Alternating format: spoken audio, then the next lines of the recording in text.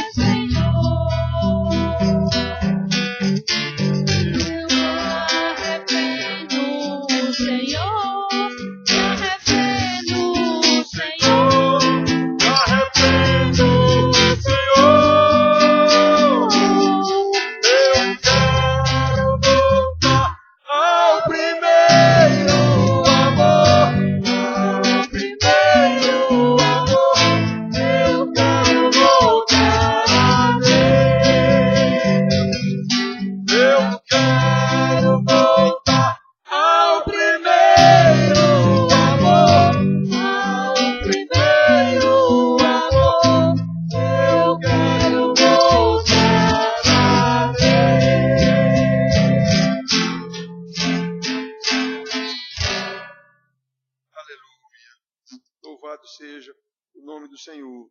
Todo dia é dia de arrependimento, todo dia é dia de restauração, todo dia é dia de pensar em como está a nossa vida e voltar aos caminhos do Senhor. O que eu mais quero, uma vez que a gente volta para o Senhor, o que eu mais quero, meu Senhor, é te amar. O que eu mais quero, meu Senhor, é te louvar. O que eu mais quero, meu Senhor, é te servir. O que eu mais quero em meu viver é te amar. O que eu mais quero em meu viver é te amar. Jesus, quero te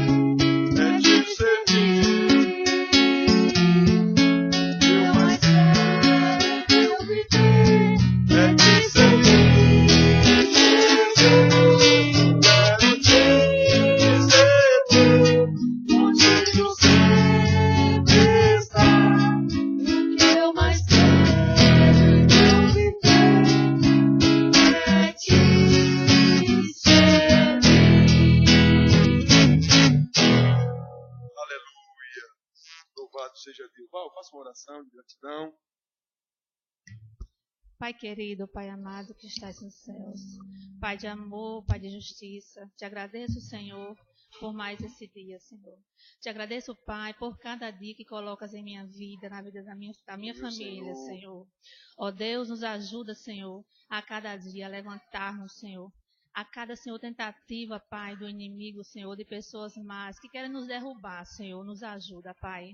Sabemos que temos um alvo a seguir, a chegar lá, Senhor. Quer te encontrar, meu Pai.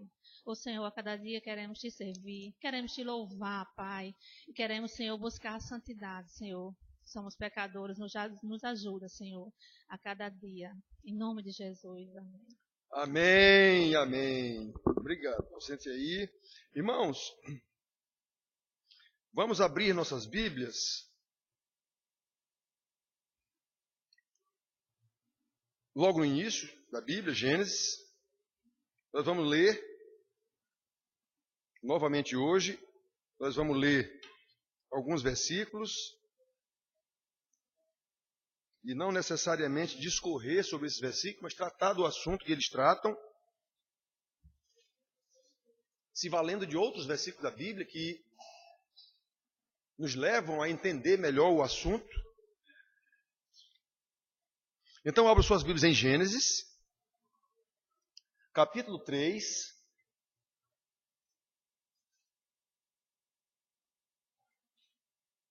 Gênesis capítulo 3, para quem estuda a Bíblia e tem gravado na cabeça, quando o pastor diz, vamos abrir em Gênesis capítulo 3, ele lembra logo a queda. Foi depois da queda, ou vai tratar da queda do pecado de Adão e Eva. Então nós vamos ler Gênesis capítulo 3, versículo de 8 a 12, e depois a gente dá um pulo mais na frente para ler Isaías 59, 2. Então abram logo aí, Isaías 59, 2, deixem o dedinho marcado. Depois de ler esse trecho de Gênesis, a gente passa todas as páginas, já está marcado lá em Isaías 59, 2. Vamos ler isso também, porque faz parte do assunto.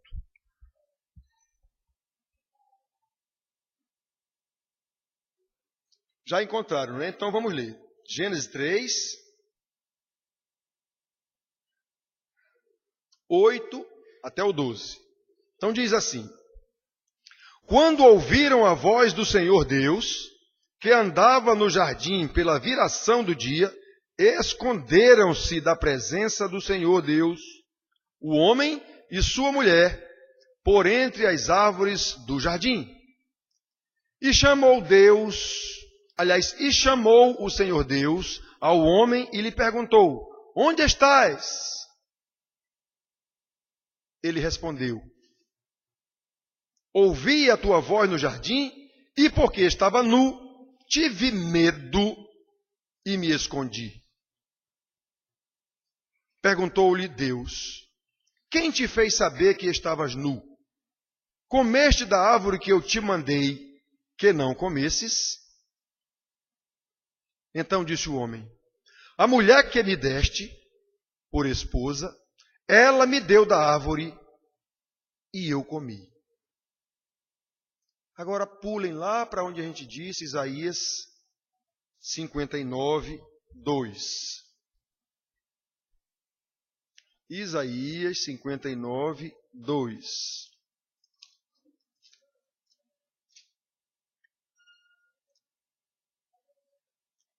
Que diz assim, mas as vossas iniquidades fazem separação entre vós e o vosso Deus, e os vossos pecados encobrem o seu rosto de vós, para que vos não ouça.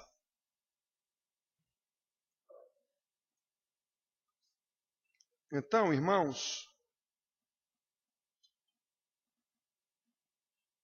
no domingo passado, nós falamos sobre o conhecimento de Deus, mas o conhecimento que a Bíblia ensina, e não o conhecimento que é ensinado na maioria das igrejas. O conhecimento de Deus, o Deus da Bíblia, e não o Deus das igrejas, na grande maioria.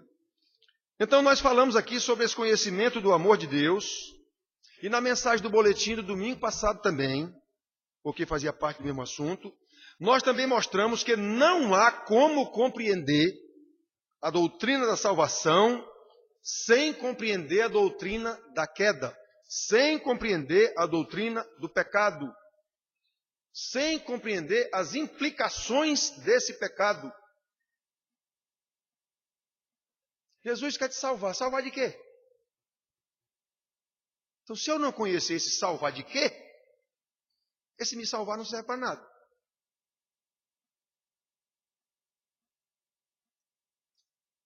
Infelizmente, sem nenhuma dúvida, sem nenhuma dúvida, todo mundo aqui sabe disso. A maneira como nós tratamos o pecado, como se ele fosse coisa de pouca importância, como se a gente tivesse poder sobre ele, é muito mais comum do que nós temos consciência e do que temos coragem de confessar.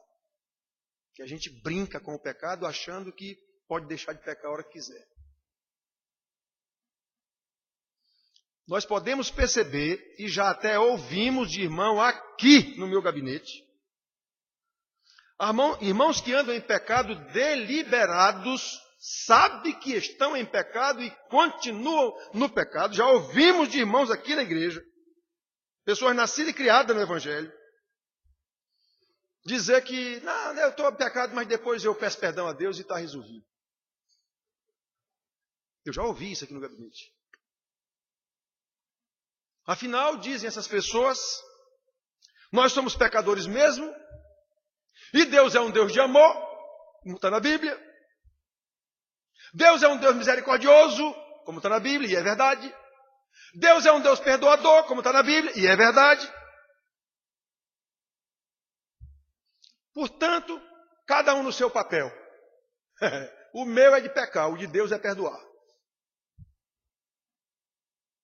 A pessoa não chega a dizer essa última frase que eu disse, não, mas está na cabeça dele. Não diz, não, pastor, eu sei que eu estou em pecado, mas depois eu me arrependo e Deus me perdoa. Como se o arrependimento fosse dele mesmo, e o perdão dependesse dele mesmo também, e vencer o pecado dependesse dele mesmo também. Eu ouvi isso aqui, e não foi só de uma pessoa não, viu? Todas as duas pessoas que me falaram isso, pessoas nascidas e criadas dentro da igreja.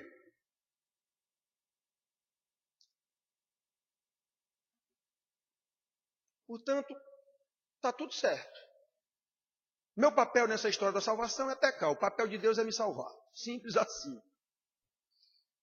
Ou seja, a visão de muitas pessoas que se consideram crentes, eu tenho dito para vocês aqui direto isso. Pensar que é crente é uma coisa, dizer que é crente é uma coisa, ser crente é outra muito diferente. Então, pessoas que se consideram crentes, para as pessoas, o pecado é algo banal. Por conseguinte, o perdão de Deus, obrigatoriamente, também é algo banal. Se o pecado é banal, o perdão de Deus não é de maior monta. É banal também. Por isso que eu digo, pessoas que se dizem crentes, as pessoas não sabem quem é Deus, não sabem o que é pecado, não sabem o que é ser crente, está na igreja, nascido e criado na igreja. É só pedir perdão e está tudo resolvido. Ora, se é só pedir perdão e está tudo resolvido, então eu posso continuar pecando e pedindo perdão, pecando e pedindo perdão, pecando e pedindo perdão. Pensa no negócio certo. Pensa no negócio bom. Pecando e pedindo perdão, pecando e pedindo, está tudo resolvido. Afinal de contas, Deus está lá no céu para isso mesmo. É para nos perdoar e para nos abençoar e para nos dar tudo de bom. Não é isso que as igrejas ensinam? E o pior é que ainda se baseiam na palavra de Deus. Em Romanos 5:20, onde abundou o pecado, superabundou a graça. Então, quanto mais eu pecar, mais haverá graça para me perdoar. E Paulo diz lá em Romanos que não é assim o negócio. Havia irmãos lá em Roma pensando isso. Que nem hoje se pensa, olha, não há nada de novo sob o sol, já dizia Salomão. Não há nada de novo sob o sol. Como ele continua, o que era, o que é, já foi, e o que já foi voltará a ser. Não tem nada de novo. Então, meus filhos, que tragédia espiritual. Pessoas dentro da igreja pensando que são crentes, sem o menor conhecimento de Deus, sem o menor conhecimento da palavra de Deus no tocante à queda, à redenção, ao perdão, ao pecado, à santidade, nada. Afinal de contas, não se fala nisso em igreja. Se fala em Deus que quer te abençoar. Deus quer resolver teus problemas. Vitória. Irmãos queridos, a coisa não é tão simples assim como a gente pensa, não. A Bíblia nos ensina que a partir da desobediência de Adão, há uma inimizade estabelecida contra Deus. E isso pode ser visto claramente quando Adão mesmo se afastou de Deus. Não foi Deus que se afastou dele. Foi ele que se afastou de Deus. Quando pecou, ele se afastou de Deus. Mesmo antes de Deus o confrontar e sentenciá-lo. Mesmo antes, ele já se afastou de Deus. Versículo 8.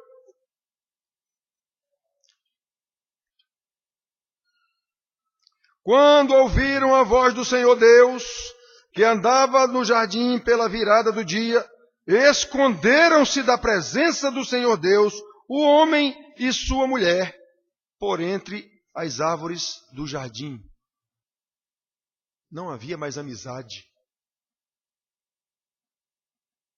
Vossos pecados fazem separação entre vós e Deus.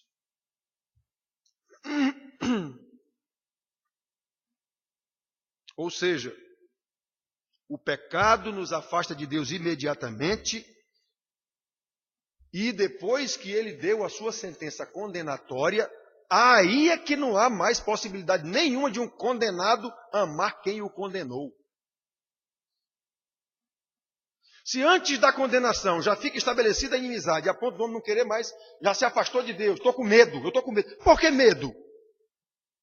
Deus não é um Deus tão bom, fez tudo, deu para ele mulher, deu um jardim, tudo bacana. Por que ele passou a ter medo de Deus?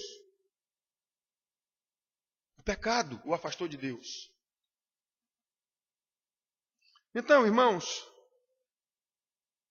entre todas as consequências do pecado de Adão, como a morte, que é a que nós mais temos medo, e está longe de ser a mais importante, não é? A mais grave, na verdade, é o rompimento da comunhão com Deus. É o afastamento de Deus. E quem primeiro provocou esse rompimento e esse afastamento foi o homem. Depois do pecado, ele procurou se esconder de Deus, o Senhor da vida, o Senhor da bênção, o Senhor da glória. Ou, em outros termos, depois do pecado, ele procurou não procurar Deus, como se diz. Eu quero a distância de Deus. Eu quero a distância de Deus. Eu creio que todo mundo aqui tem experiência no seu emprego, na sua vizinhança ou em qualquer lugar. Você conversa com uma pessoa, seu vizinho, seu colega de trabalho, sobre qualquer assunto. Se for homem, pode conversar sobre mulher que ele vai adorar. Sobre prostituição, ele vai achar muito bom. Sobre futebol, coisa boa. Política, pronto, sai até briga de paixão por política. O que for, macumba, o que for. Toque em salvação, toque em Jesus, toque para você ver uma coisa. Olha, meu irmão, pode cair fora daquilo esse teu assunto. Estou interessado nesse teu assunto, não. Eu creio que muita gente que já teve esse tipo de experiência. O homem é inimigo de Deus. Depois que ele pecou, ele virou inimigo de Deus. E muito mais inimigo ainda quando esse Deus o condenou. Repito, não tem quem ame quem condenou você, não. Eu vou amar um juiz que me condenou à cadeia? Era só que faltava. Não tem possibilidade disso, não. Não há como o homem voltar a amar Deus. A não ser que Deus mesmo resolva isso, como nós vamos ver aqui. Então, irmãos, essa é a maior consequência. É a maior consequência. O homem, depois de pecador, a sua tendência natural passou a buscar a distância de Deus, a ausência de Deus, por causa do medo, por causa do desconforto da presença de Deus santo e eu sou um pecador, por causa da vergonha do pecado.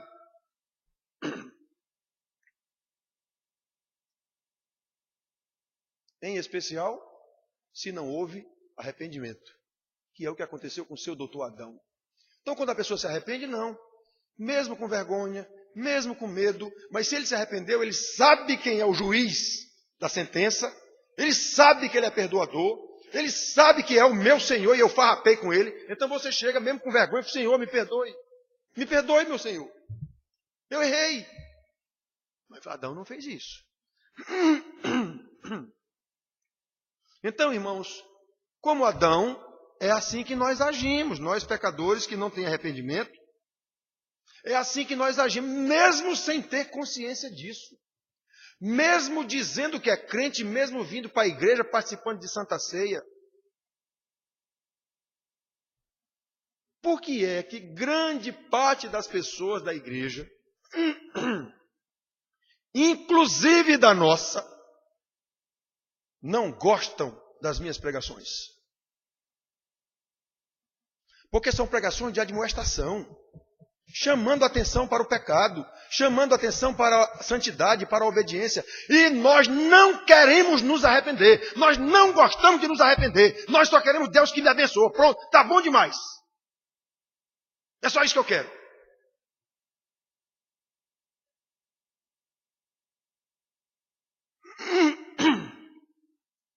Pois é, Adão estava desse jeito. Eu só quero Deus dar bênção, mas agora depois do pecado eu quero distância. Adão, cadê tu? Eu não quero conversa com ele. Eu não quero conversa com ele. Eu estou com vergonha, eu estou com medo. Está escrito aqui, eu estou com medo. Mas medo por quê? Não é meu Deus, não é meu Senhor, não é meu Pai. Por que eu estou com medo? Apareceu a mentira.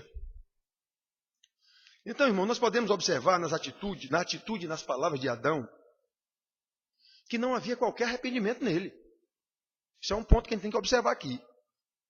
Não havia qualquer arrependimento pelo que ele havia feito. Ele desobedeceu a ordem clara de Deus. Não coma dessa árvore aqui.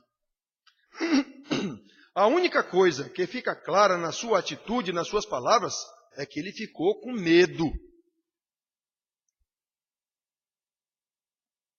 Esconderam-se da presença do Senhor Deus, o homem e a sua mulher, por entre as árvores.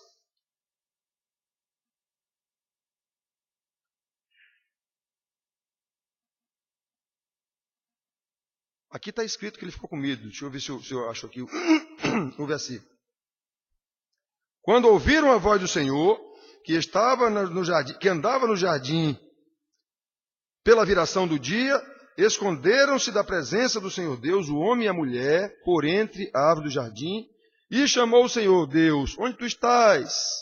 Ele respondeu, ouvi a tua voz no jardim, e porque estava nu, tive medo e me escondi. Porque ele não tinha medo antes de pecar. Então, irmãos, a única coisa que fica clara aqui na atitude, nas palavras de Adão, é que ele teve medo. Arrependimento, não. A preocupação de Adão era consigo mesmo. Eu, quando tenho medo, eu estou preocupado comigo. Tem um cachorro brabo ali, solto na rua. Eu me escondo aqui, porque eu estou com medo dele me morder. Eu não estou preocupado com outra coisa, estou preocupado comigo. Com o meu bem-estar. Então Adão se escondeu do Senhor. Ele estava com medo. Na situação em que ele se encontrava, diante do Deus eterno, Criador, juiz de toda a terra, ele apenas ficou com medo, porque sabia que ofendeu a santidade de Deus, sabia que desobedeceu a Deus. Ele não estava preocupado com o fato de haver desonrado a Deus com o seu pecado. Ele estava preocupado com a rebordosa que poderia vir para cima dele. Ele sabia que rompeu o relacionamento com Deus, e agora? O que é que vai acontecer? Lá vem Deus, deixa eu me esconder.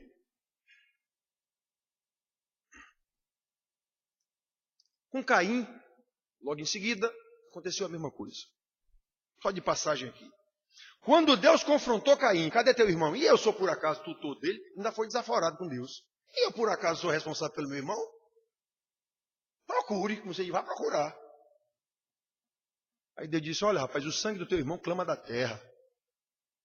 Ou seja, eu sei que tu mataste teu irmão, é isso que quer dizer isso.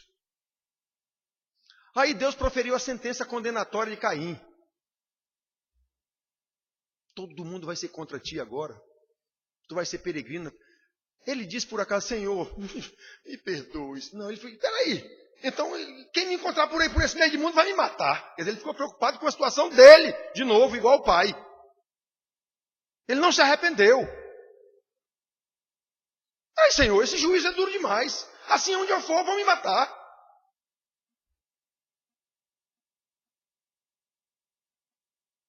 Que coisa terrível, irmãos.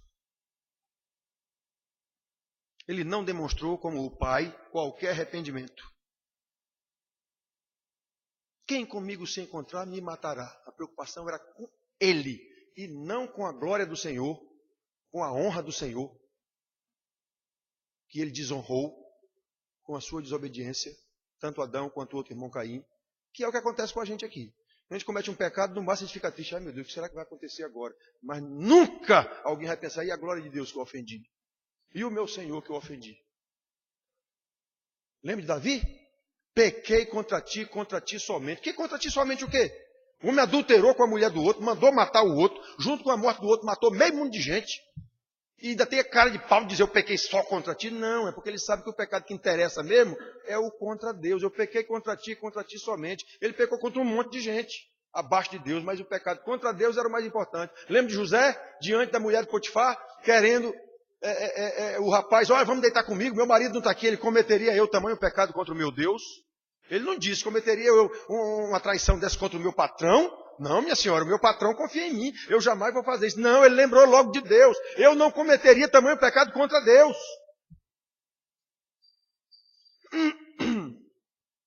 Olha, irmãos, a imprescindibilidade de conhecer que somos miseráveis pecadores, que ofendemos a santidade de Deus a cada segundo, e que precisamos da misericórdia e da graça e do perdão de Deus, é indispensável, é imprescindível isso. Mesmo o convertido, e principalmente o convertido, porque o que não é convertido jamais vai saber disso. Escuta eu dizer, mas isso não serve para nada. Serve para juízo. Então, enquanto nós não tivermos esse conhecimento e reconhecimento dessa situação, jamais nos interessaremos pela glória de Deus. E sim pela nossa situação, pelo nosso bem-estar. Eu quero que Deus me perdoe, mas eu não me arrependo do pecado, muito menos confesso esse pecado diante de Deus, a ponto de, Senhor, eu envergonhei o teu nome, Senhor. Me perdoa, eu pequei. Me perdoa, meu Senhor, me ajuda a não cometer mais esse pecado. Eu quero é ver. Enquanto não reconhecemos a nossa culpa diante de Deus, o que buscamos em Deus é apenas a solução para os problemas advindos da nossa própria atitude pecaminosa. Nós só queremos solução para problemas causados pelo nosso pecado, pecado que nos afastou de Deus. E continua nos afastando enquanto a gente não reconhecer isso.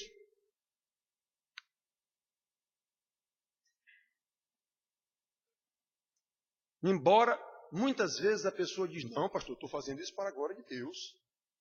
Quantas vezes já aconteceu? Que irmão, que glória de Deus, irmão. Você está fazendo, olha o que a Bíblia diz aqui. Não, mas eu estou fazendo para a glória de Deus. É brincadeira, então vamos jogar fora. Então vamos jogar fora isso aqui. Não, eu tenho convicção que eu estou fazendo isso para a glória de Deus. Que glória de Deus, rapaz?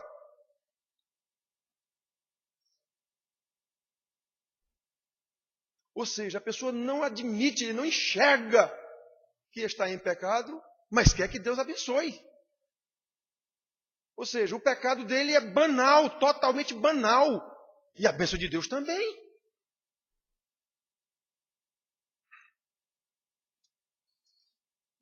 É o que nós chamamos de auto-engano do pecado. O cidadão está todo enrolado no seu pecado, e esse mesmo pecado faz ele pensar que ele está em ordem. É um grande crente, é um grande santarrão. Não, eu estou de acordo com a vontade de Deus. Eu já disse para vocês, isso aconteceu com Saul.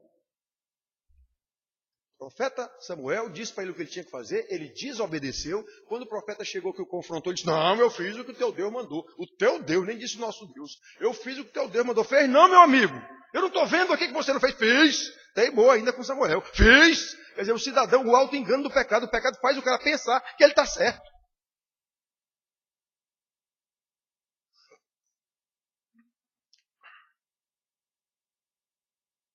O que aconteceu com Adão, irmãos, acontece ainda hoje com qualquer pecador que não se arrepende. Ele está preocupado só consigo mesmo. Ele quer a bênção de Deus. Por quê? Porque ele está em maus lençóis por causa do pecado dele. Mas ele não. Isso aí está resolvido. Isso aí Deus perdoa. Eu quero é a bênção de Deus. Podemos ver que Adão não reconheceu que o seu pecado foi a causa da sua desgraça. Não reconheceu. Adão não reconheceu que o seu pecado foi a causa do seu medo de Deus. Antes de pecar, ele conversava todo dia na virada da tarde com o Senhor livremente. Que beleza!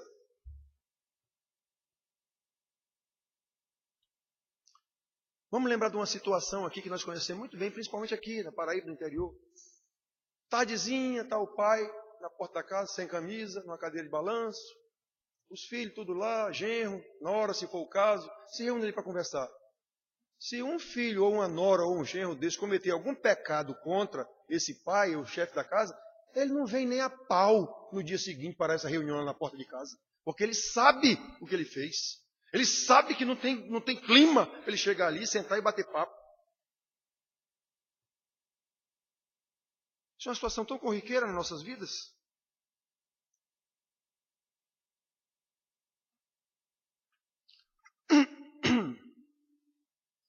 Olha, irmãos, depois do pecado ele tinha medo. Sabe por quê? Porque os vossos pecados fazem separação entre vós e Deus. Nós lemos o outro versículo de Isaías. Quem te fez saber que tu estavas nu, Adão? Quem disse que tu estava nu? Por acaso comesses da árvore que eu te disse que não comesse? Aí veja, irmãos, o amor de Deus que nós pregamos no domingo passado. Deus disse para Adão, o dia em que comer, certamente morrerás. Então, para cumprir a sua palavra do jeito que ele disse, era para Adão ter comido e sido fulminado na hora. Acabou-se. Foi isso que eu disse? Não foi isso que ele disse? Na hora que comeu era para ter caído durinho, como ele diz aqui. Mas não, Deus no seu amor, na sua sabedoria, ainda confrontou o cidadão. Rapaz, você fez aquilo que eu disse para você não fazer? Deus ainda deu a oportunidade dele se arrepender. Era para ele ter dito, Senhor, eu fiz, me perdoe. Foi o que ele fez? Se livrou logo da culpa e jogou a culpa na mulher. Não reconheceu o seu erro e imediatamente se esquivou da sua responsabilidade e jogou a culpa na mulher. Lá no versículo 12 ele diz, a mulher que tu me deste, me deu para comer e eu comi. Então observe, jogou a culpa na mulher e por tabela em Deus. A mulher que tu me deste. Só faltou ele dizer, eu não te pedi mulher não. E não pediu mesmo não. Deus deu a mulher a Adão sem ele ter pedido, sem ele ter nem notado que ele estava só. Quando Deus colocou para ele dar nome a todos os animais e tal, aí ele deu os nomes aos animais, está resolvido, está tudo muito bem, obrigado. Aí viu Deus que não era bom que o homem estivesse só e fez de uma auxiliadora que lhe fosse idônea. Idônea quer dizer uma igual a ele que vai completá-lo. É isso que quer dizer o termo idônea. Uma pessoa tão capacitada quanto ele para completá-lo. Pois é, Adão disse, a mulher que tu me deste, quase que ele diz, eu não te pedi mulher não. Essa mulher que tu me deste, olha aí, a culpa é sua. O tabela ele disse isso. Olha, irmãos, que coisa terrível. Essa é a maior consequência do pecado, é o afastamento de Deus. O pecado faz separação entre nós e Deus. O pecado nos afasta de Deus e nos impede de enxergar Deus como Ele é.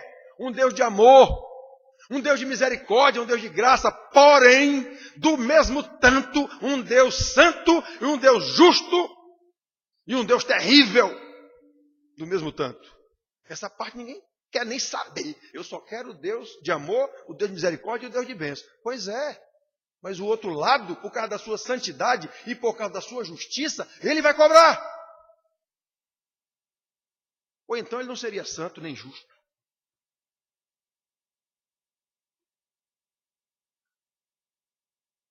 O pecado faz com que a gente enxergue Deus do jeito que nós queremos enxergar.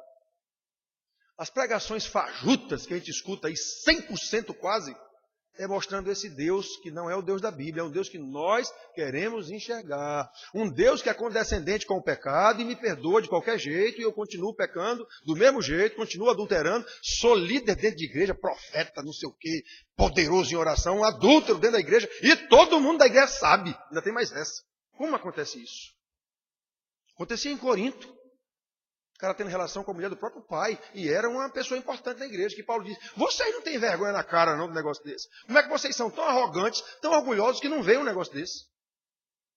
Com certeza o cara era um cara importante lá na igreja. Com certeza. Ele está num pecado desse e está ainda por cima lá na igreja, sem ninguém o confrontar. Ele era alguém importante. Era um dos profetas de hoje aí. Pastor ungido do Senhor. Então, irmãos, o pecado nos afasta de Deus e nos faz formatar um Deus para nós do jeito que nós queremos. Então, esse Deus formatado por nós, sem nenhuma dúvida, como se diz aqui na Paraíba, é um Deus todo troncho.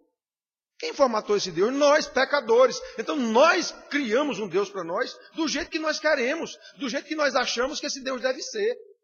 Mas Deus não é assim. Deus está lá no céu para me perdoar mesmo. É para me abençoar mesmo. É isso que se não disser isso, é isso que pensa. É isso que está no nosso imaginário.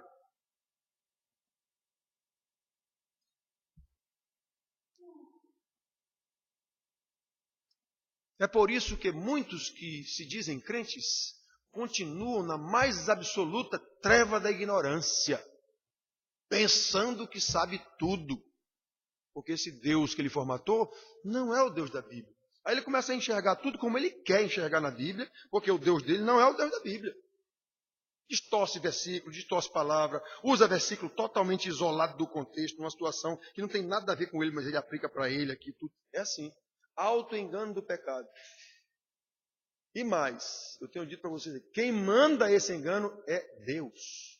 Está escrito. Aqueles que não dão ouvido à palavra do Senhor, o próprio Deus, pela eficácia de Satanás, manda a operação do engano.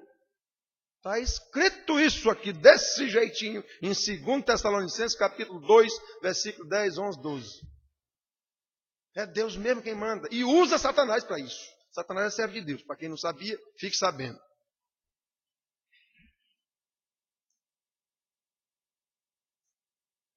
É por isso, irmãos, que muitos continuam nas trevas da ignorância, do erro, porque o Deus dele, na verdade, é Satanás, travestido de ungido do Senhor, de não sei o quê. Está escrito também isso na Bíblia. Não é de admirar que alguns pastores se transformem em ministros de Satanás, porque o próprio Satanás se transforma em anjo de luz. Está escrito isso lá em Coríntios.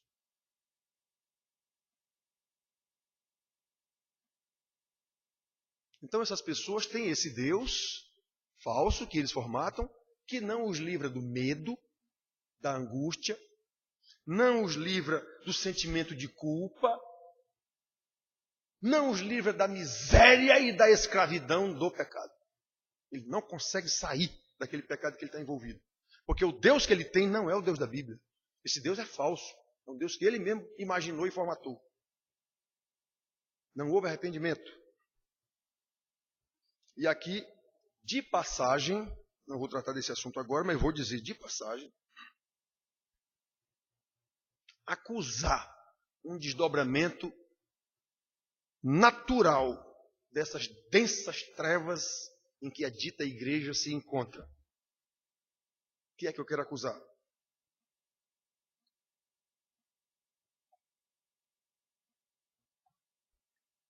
Os chamados cultos de cura e libertação. Isso é inferno puro, absoluto. Cura e libertação de quê? Eu não sou crente?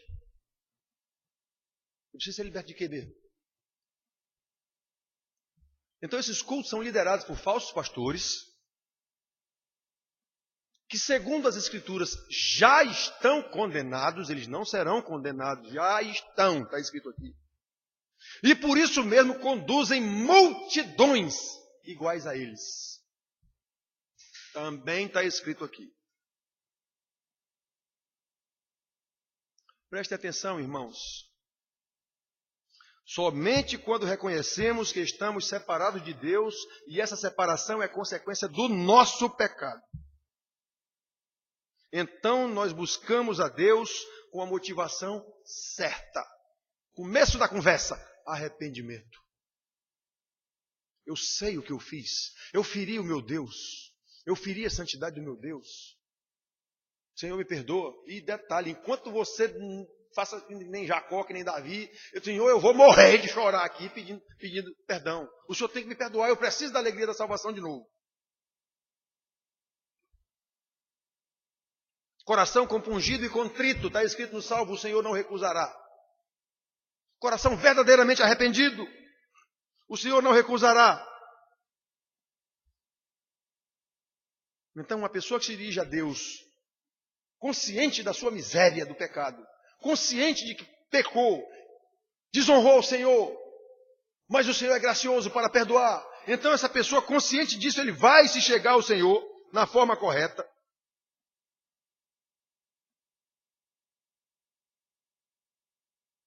E esse Deus, o verdadeiro, que é um Deus de graça, que é um Deus de misericórdia, que é um Deus perdoador, tudo isso é verdade. Mas nessa condição aqui, um coração compungido e contrito, arrependido, consciente de que pecou e que esse pecado o separou de Deus, e que só tem um jeito de voltar a Deus, Deus mesmo pegando você. Não tem outro jeito. Ele mesmo tratando com você. E para tratar com você, você tem que dizer isso a Deus. Ele sabe de tudo isso, mas você tem que se arrepender. Jesus deu um exemplo muito importante disso na parábola do filho pródigo. O filho pródigo pecou contra o pai, envergonhou o pai. Disse, para mim o senhor está morto. Quando ele pediu, eu quero minha parte na herança, em outras palavras ele disse isso, para mim o senhor está morto. Não existe herança com pai vivo. Herança só passa a existir com a morte do pai. Então quando ele disse, eu quero minha parte na herança, ele disse, o senhor está morto para mim. O senhor não vale nada, eu quero ir embora. Pois o pai sofreu essa vergonha toda, essa desonra toda, deu a herança do filho, que aí vai quebrar a cara. E ficou lá, olhando para o caminho lá, coitado, esperando o filho voltar. Ele vai quebrar a cara lá, e ele sabia disso. Quando ele voltou arrependido, pedindo perdão, arrependido, aí o pai fez uma festa para recebê-lo de volta. Sem esse arrependimento negativo.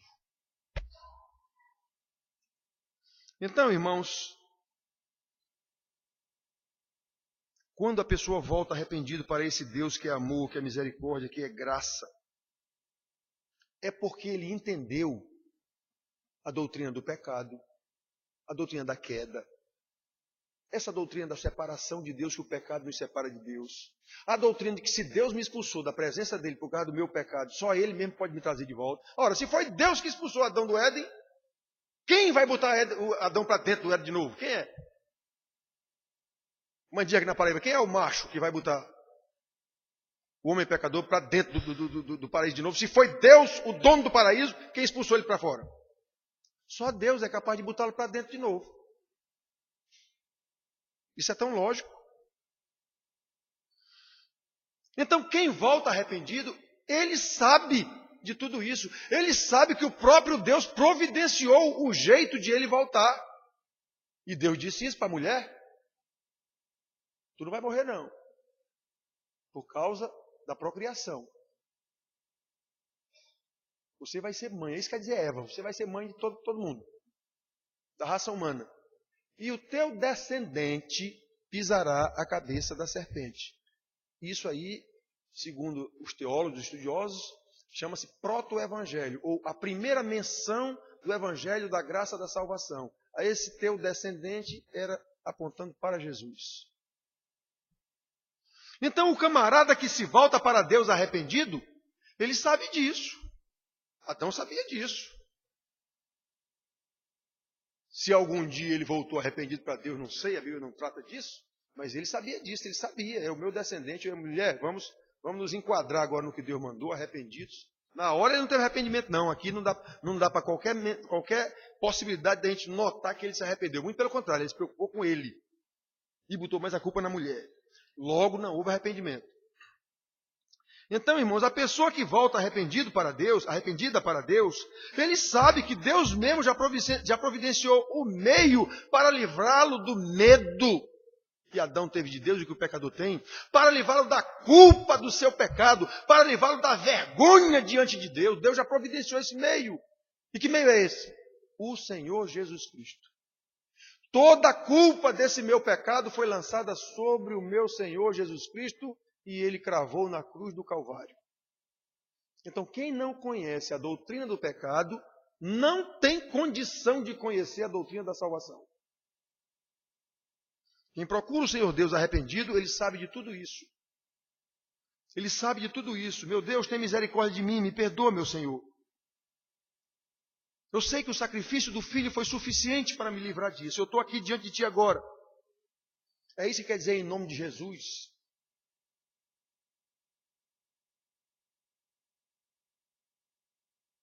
Normalmente as pessoas que oram e no final dizem em nome de Jesus, ele não sabe o que quer dizer isso. Esse em nome de Jesus quer dizer, Pai, essa minha oração é autenticada por Jesus. Eu estou pedindo ao Senhor porque todos os meus pecados já foram assumidos por Jesus na cruz do Calvário. Eu estou pedindo tudo isso e dizendo o nome de Jesus no final porque eu fui adotado como filho. Eu sou co-herdeiro com Jesus. É isso que quer dizer em nome de Jesus. A pessoa acha que tem algum poder. Em nome de Jesus. Chega, vira a voz quando diz isso. Acha que isso tem abacadabra. Não, isso quer dizer isso. Então, só que esse em nome de Jesus só tem valor se essa pessoa realmente for crente. Se não for, não tem valor nenhum. Pode dizer abracadabra no final da oração, do mesmo jeito. Pode pedir que você bem entender e no final dizer saravá, meu Senhor. Tem o mesmo efeito. Tem o mesmo efeito se você não for crente. É maldição do mesmo jeito. Esse em nome de Jesus é maldição do mesmo jeito se você não for crente. Então, se você for crente, quando você sabe de tudo isso que eu estou falando aqui, você ora e diz, Senhor, eu oro em nome do Senhor Jesus. Ou seja, essa oração que eu estou fazendo aqui é uma oração feita pelo meu irmão que me ensinou, por aquele que levou a minha culpa, por aquele em nome de quem eu fui adotado como teu filho, meu Senhor. Eu sei o que eu estou pedindo, e o que eu estou pedindo aqui, o interesse é na tua glória, não é no meu bem-estar, não.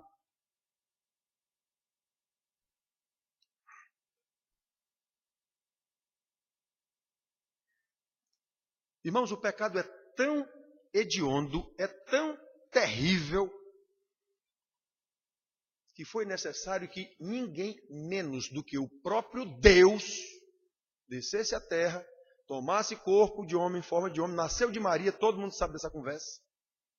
Nasceu de Maria para morrer por causa dos nossos pecados. Olhem como o pecado é terrível. Foi preciso que ninguém menos que o próprio Deus resolvesse a parada. Eu não disse Deus expulsou do paraíso. Quem vai botar para dentro do paraíso agora? Deus. Como é que ele bota para dentro do paraíso? Através de Jesus morrendo na cruz do Calvário. É o único jeito. É o único jeito. Quem não sabe disso e medita nestas coisas com profundidade e tudo, não é crente e ponto final. E nós temos que saber, eu sou crente, eu sou filho de Deus, adotado em Cristo Jesus, eu sei dos meus pecados e me arrependo e peço perdão, sei que eu sou pecador, não tem jeito enquanto estivermos nesse mundo, mas eu sei quanto esse pecado é terrível, e eu sei quanto eu preciso da graça de Deus para me perdoar, e eu sei que eu devo lutar contra esse pecado, e mais, eu não tenho força nenhuma para vencê-lo, se não for o Espírito Santo em mim. Irmãos, eu tenho convicção absoluta, com base na Bíblia, que são muito poucas pessoas em qualquer igreja que têm esse convencimento.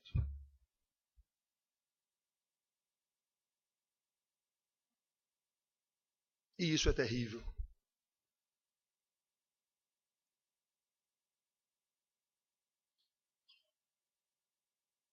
O pecado é tão terrível que o meio utilizado por Deus foi o mais maravilhoso ato de Deus. Muito mais maravilhoso do que a própria criação. Haja luz, haja terra, haja água, haja não sei o quê. Pois é. o ato de Deus para resolver o problema do pecado do homem que ele expulsou do paraíso. Então, o ato de Deus para trazer esse homem de volta para o paraíso é muito maior, mais maravilhoso do que toda a criação. Foi o próprio Filho ter encarnado, tomado o corpo de homem, ter vindo à terra para morrer, único meio de aplacar a ira de Deus contra o pecador que o desonrou lá no Jardim do Éden. Quem é que medita nestas coisas?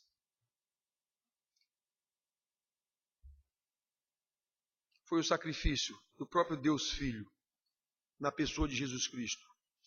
O único meio. Se pudesse ser um anjo, teria sido um anjo. O único meio de abrir a porta para a gente entrar de novo no paraíso. Lembra que Jesus disse, eu sou a porta? Pois é. É isso que ele quer dizer. Lá no Apocalipse ele diz, eu darei aquele que se arrepender, aquele que perseverar na doutrina, nos ensinamentos, eu darei comer de novo da árvore da vida. O homem foi expulso do jardim para não comer da árvore da vida e ter vida eterna como um pecador. Foi por isso. Então ele diz isso, meus queridos. Portanto, preste atenção, meus filhos. Se houver alguém aqui que não consegue considerar essas coisas, que nunca nem tinha escutado um negócio tão sério quanto esse que eu falei hoje aqui. Se houver alguém aqui nessas condições, eu tenho convicção absoluta que há. Então, irmãos, clame pela misericórdia de Deus. Clame pela graça de Deus. Clame pelo perdão de Deus. Clame pelo arrependimento que é Deus quem dá. Diga, Senhor, me salva. Eu nunca tinha pensado nisso que esse pastor está falando agora. Me salva, meu Senhor. Eu preciso ser salvo. Eu quero te conhecer. Agora, isso não é só da boca para fora. Se você quer conhecer mesmo, você vai estudar, vai passar a estudar a Bíblia com seus filhos. Eu quero te conhecer, meu Senhor. Converta o meu coração. Clame para que Deus faça você compreender a gravidade do seu pecado. Esse é o ponto de partida. Clame para que Deus faça você entender a terrível consequência do pecado que apartou você de Deus e você pensa que tem Deus. Não tem. O Deus da Bíblia é diferente desse Deus das igrejas. O pecado nos separa de Deus. Só assim, meus queridos, pela graça de Deus, pela misericórdia de Deus, pelo seu amor, nós seremos capacitados a enxergar a maravilha que é a salvação. Olha, está escrito na Bíblia que quando um pecador se arrepende, os anjos fazem festa e se rejubilam de alegria diante de Deus. Um pecador, olha o tamanho da maravilha que é a salvação. Jesus também disse, que adianta o homem ganhar o mundo e perder a sua alma. Ou seja, a sua alma vale mais do que o mundo todo. Ou, em termo negativo, o mundo todo vale menos do que a sua alma. Olha o tamanho que é a maravilha da salvação. Olhe, quando você calcula o tamanho dessa salvação, aí você tem condição de calcular a terribilidade do pecado, como o pecado é desgraçado e poderoso. A consequência desse pecado que me separa do Deus que me criou, me deu vida, me abençoa, me conduz. Só assim, irmãos queridos, seremos capacitados a enxergar quando Deus nos dá esse convencimento do pecado, da miséria do pecado que nós estamos envolvidos, que nos separou de Deus, esse Deus que não é o Deus da Bíblia, eu vou procurar o Deus da Bíblia. Ele vai me dar condição de conhecê-lo. Ele mesmo vai me dar condição de procurá-lo, de buscá-lo, de conhecê-lo. Toda essa história que ele nos contou, ele nos revelou, foi para isso, para a gente saber.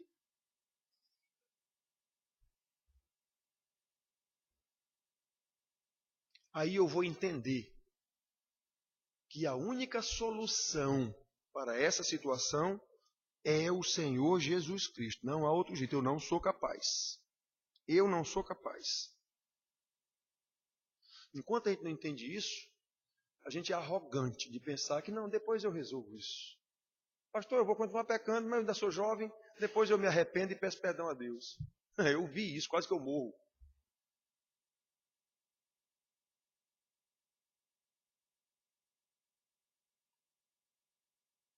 Por isso, meus filhos, com base nesse conhecimento que foi dito hoje, nós rogamos a Deus que Ele infunda em nosso, bote lá dentro dos nossos corações o mais profundo arrependimento por causa dos nossos pecados. Pecados que ofendem a santidade e a glória de Deus. E rogamos a Deus que, como consequência natural disso, Ele também infunda em nossos corações a mais profunda gratidão por tão maravilhosa salvação que Ele nos deu, mesmo sendo nós pecadores miseráveis, expulsos do paraíso, mas Ele agora está trazendo de volta, e de uma forma tremendamente maravilhosa, como outra não há.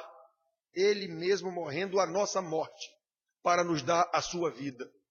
A ressurreição quer dizer isso. Quando Ele morreu a nossa morte. Quando ressuscitou, Ele ressuscitou para nos dar vida e vida eterna. É essa a essência da pregação do Evangelho. E isso deve acontecer, irmãos, para que nós sejamos testemunhas fiéis do Evangelho de Deus, da maravilhosa salvação que há em Cristo Jesus, para louvor da glória de Deus. Isso nós temos que ter sempre em mente. É para louvor da glória de Deus. Amém.